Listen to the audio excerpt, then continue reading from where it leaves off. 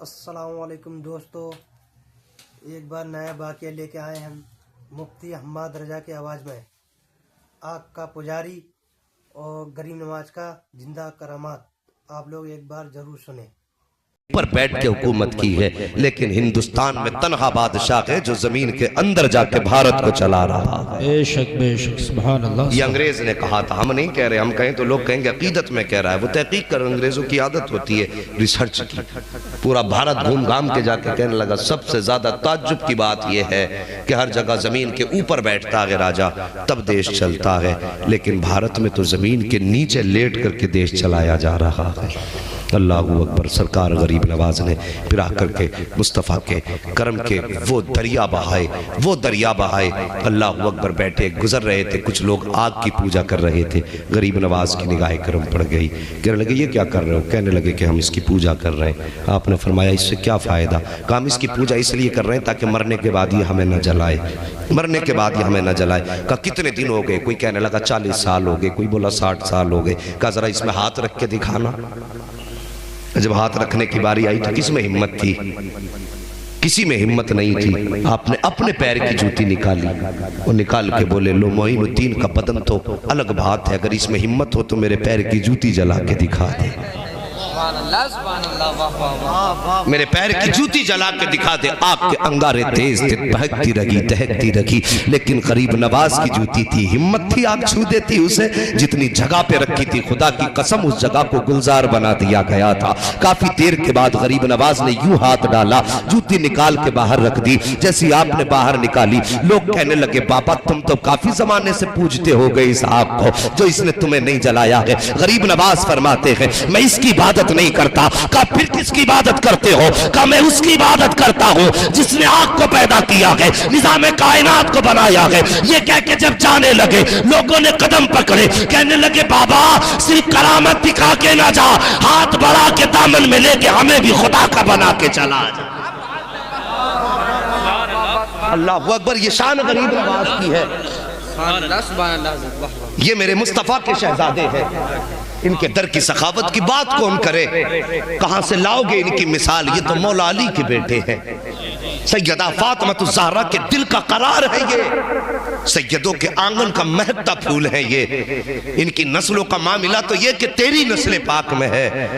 بچہ بچہ نور کا، تو ہے عین نور تیرا، سب گھرانہ نور کا۔ اللہ سب کو سلامت رکھے۔ مجھے خوشی ہو رہی ہے کہ نیچے بیٹھنے والوں کو بھی مصطفیٰ کی نعت یاد ہے، اور یہی اپنی کوشش رہتی ہے جوانوں، جب کل گھر سے نکلو، اسکول جاؤ، کھیتوں میں جاؤ، تو پھر گانے گاتے مت جانا، مصطفیٰ کی نعت کے ترانے گنگناتے جانا ہے۔ ہاں اٹھتے بیٹھتے نبی کی نعتیں پڑھا کرو، نہ جانے کہاں پر زندگی الوداع کہہ دے، کچھ نہیں پتا۔ گاؤں گاؤں جا کے آپ دیکھ لو، وہاں پر بوڑھوں کی تعداد کم، جوانوں کی زیادہ ہے۔ اس کا مطلب کیا ہے؟ مطلب یہ ہے کہ بڑھاپے تک لوگ کم ہی پہنچ پاتے ہیں، زیادہ تر جوانی میں ہی لوگ ختم ہو جاتے ہیں۔ مہربانی کرو جوانوں، آخرت کی تیاریاں کرو، اللہ والوں کے دامن سے وابستہ رہو اور ان کے دامن سے جڑے رہو، اور اپنے دل کی دنیا اللہ کے ولیوں کے قدموں میں ڈال دو، اور پھر جب ان کے ہو جاؤ گے نہ تو جھوم کے کہا کرو گے جب تک بکے نہ تھے تو کوئی پوچھتا نہ تھا، تو نے خرید کر ہمیں انمول کر دیا۔ اللہ اکبر۔ غریب نواز کی بات کر لوں، اجازت ہے تھوڑی اور بات کر لی جائے؟ اجازت حضرت، پوری اجازت۔ ذرا سارے کہہ دیں یا رسول اللہ، سارے بولیں یا معین۔ اللہ سلامت رکھے۔ بس توجہ کریں میرے غریب نواز، مہربانی کرو۔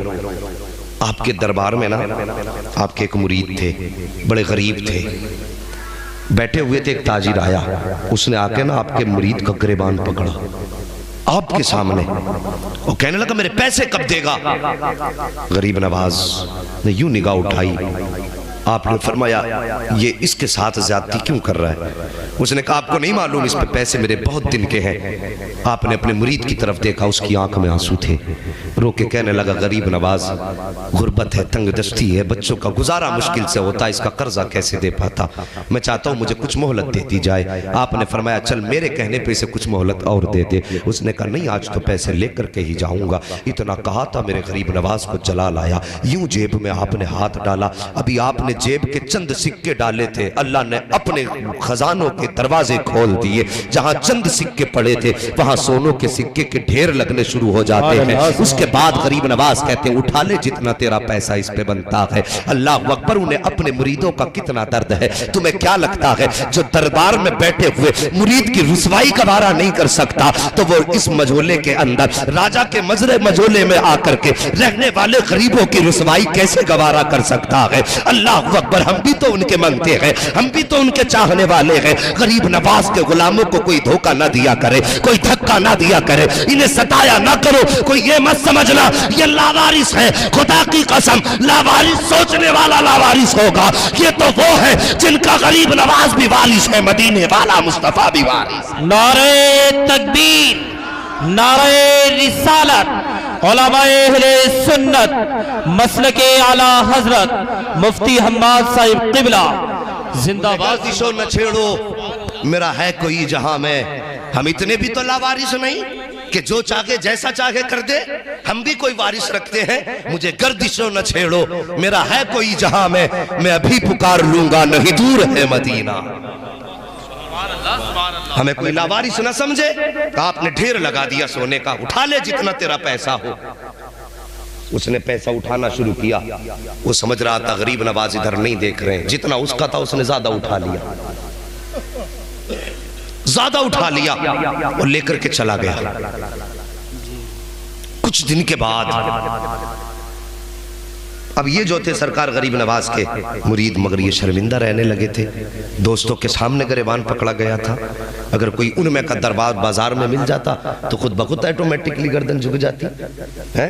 اگر کسی کے ساتھ ایسا معاملہ ہو جائے پھر وہ کہیں مل جائے تو شرم آئے گی نا بات یاد کر کے۔ یہ سوچ کے شرمندہ ہو جاتے تھے، روتے رہا کرتے تھے، یا اللہ یہ میرے ساتھ کیا ہوا گیا، یا اللہ یہ میرے ساتھ کیا ہوا گیا۔ اگر کوئی آپ کے ساتھ زیادتی کرے نا تو غصہ نہ کیا کرو، اگر کوئی آپ کو پریشان کرے نا تو پھر اپنے آپ کو کوسا نہ کرو۔ آؤ بتاؤں، ایک اللہ کے ولی مجذوب تھے، گزر کے جا رہے تھے، جب راستے سے گزرے نا تو ان کی چپلیں جو لکڑی کی یا جس چیز کی بھی تھی، گزر کے جا رہے تھے، بارش ہوئی تھی، اب جو پیروں سے کیچڑ لگتا تھا وہ اچھلتا بھی تھا۔ مجذوب تھے، دیوانے تھے، بے احتیاطی میں چلے جا رہے تھے۔ ایک خاتون بیٹھی تھی دروازے پر، اس کے جیسے آپ کا پیر پڑا نا پانی میں، چھینٹے اس کے کپڑوں پہ آ گئے۔ اس کا محبوب اس کی کروٹ میں بیٹھا تھا، جیسے اس کے کپڑوں پہ چھینٹے آئے اس نے کہا اس جانے والے نے میرے کپڑے خراب کر دیے۔ اس کا محبوب اٹھا، عاشق اٹھا اور جا کے اس نے اللہ والے کے منہ پہ تماچا مارا۔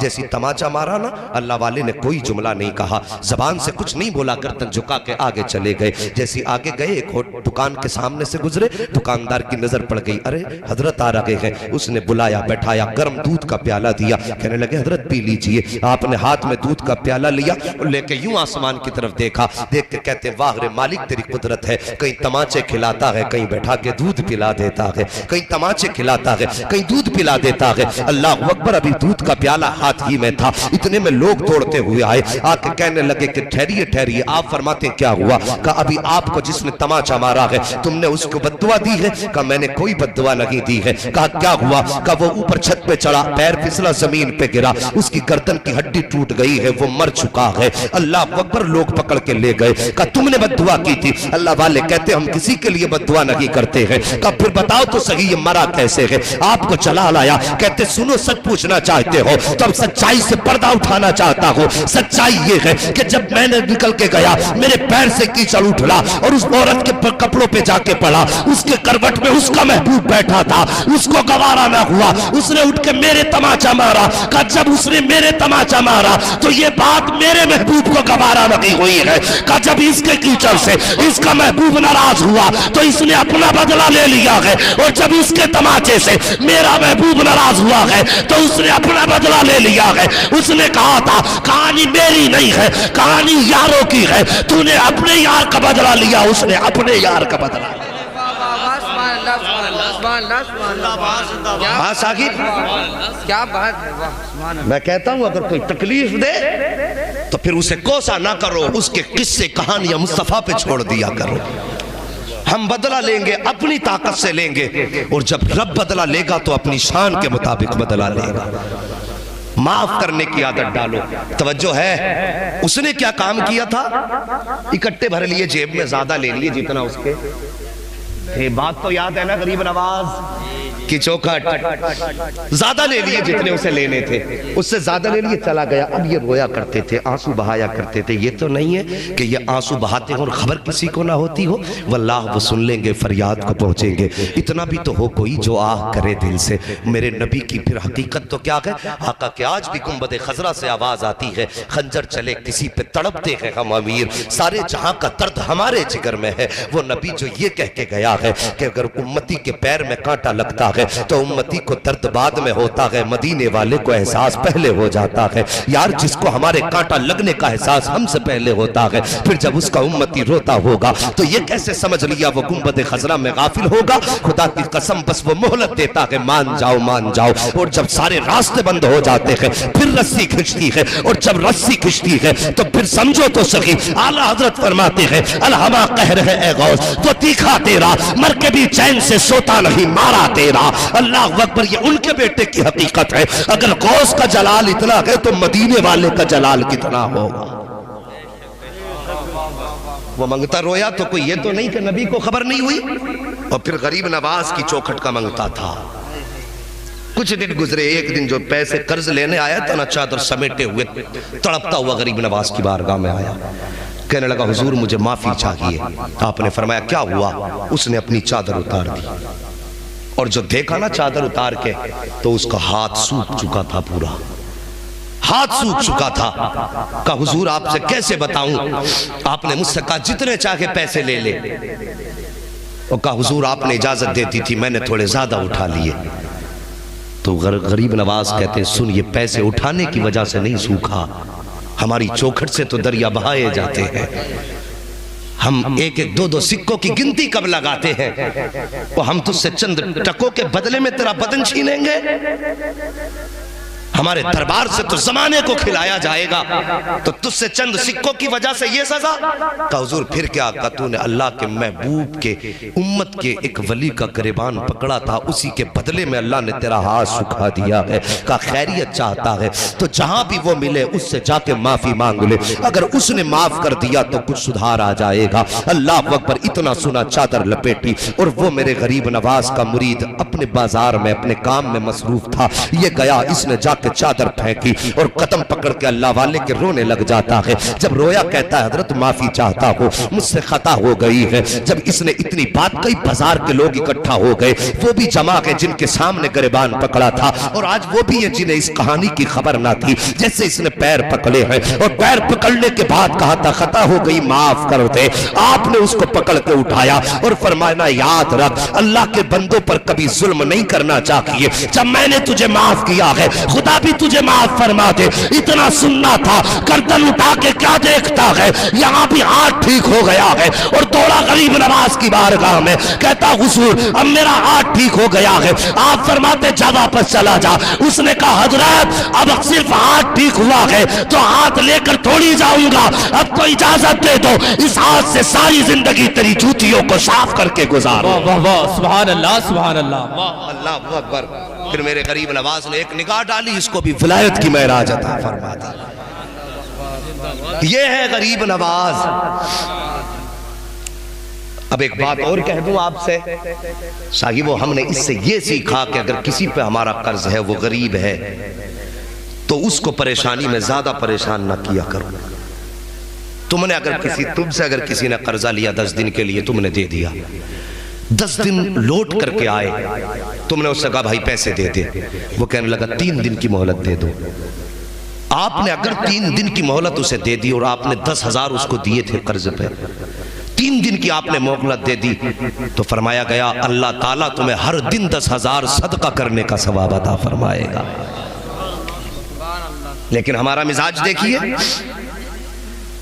معذرت کے ساتھ یہ ہر گھر کی کہانی ہے، آپ کے گاؤں کی کہانی نہیں۔ الیکشن آ رہے ہیں، گھر گھر میں دیواریں کھڑی ہونی ہیں، ووٹ کی خاطر بھائی بھائی کا گریبان پکڑے گا۔ دوستو، مفتی حماد رضا نے اچھا بیان اس ویڈیو میں بہت صحیح طریقے سے بتایا۔ آپ لوگ بھی زیادہ سے زیادہ پسند اگر آئے آپ لوگ شیئر کریں، ٹھیک ہے؟ خدا حافظ۔